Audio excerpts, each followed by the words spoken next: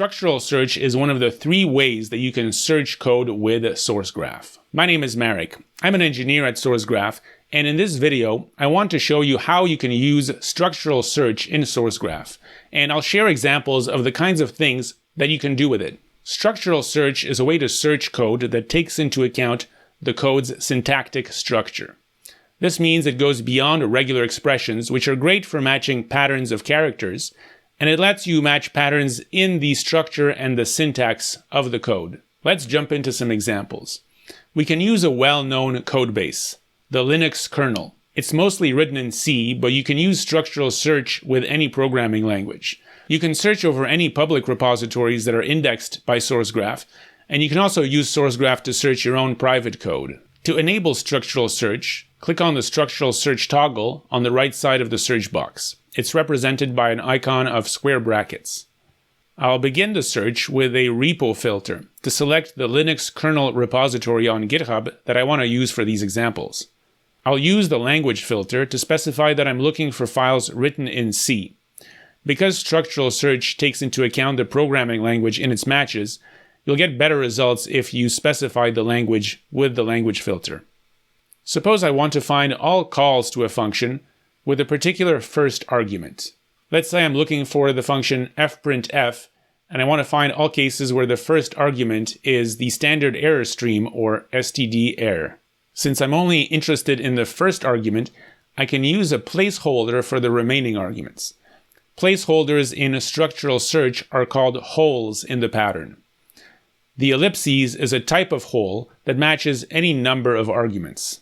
In the results, I get matches for the pattern of the function call I was looking for, followed by any various other arguments in the function call. Now, suppose I want to do another search for instances of the fprintf function, but this time I'm interested in matching a string argument.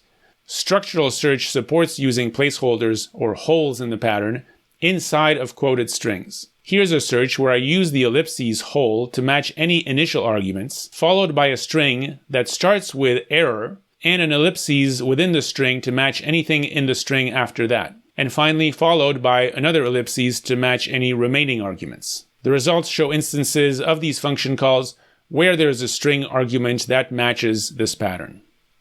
Now, let me show you how to take this example further and demonstrate that structural search understands nested structures too.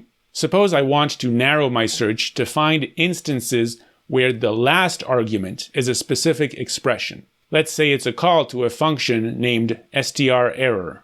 I can use the ellipses hole in the brackets to find all calls that match this regardless of what the arguments actually are. I can also flip this pattern around. Suppose that I know the name of the argument that I want to find in this function call, but I want to match any function name. I can use the ellipses hole instead of the function name, but then specify the exact argument name that I'm looking for example, error no.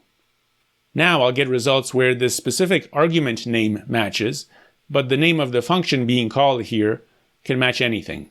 Now I want to show you an example of a more advanced format for the holes in a pattern. In a structural search, the ellipses placeholder matches all patterns. But sometimes we want to narrow that down further. For example, to find identifiers that conform to a particular regular expression. I'll update this pattern with a hole in the final argument that will narrow down the matches by regular expression.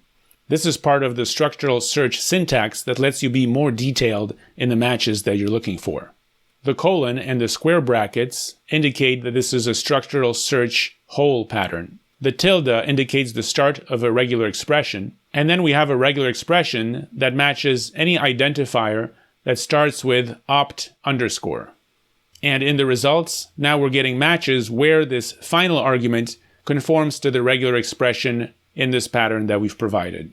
I hope this gives you an idea of the kinds of things that you can do with SourceGraph. Structural search is one of the three search modes supported by SourceGraph, the others being literal search and regular expression search. To learn more about how you can use SourceGraph to better search and better understand your code, check out our documentation and our learning resources at the links below.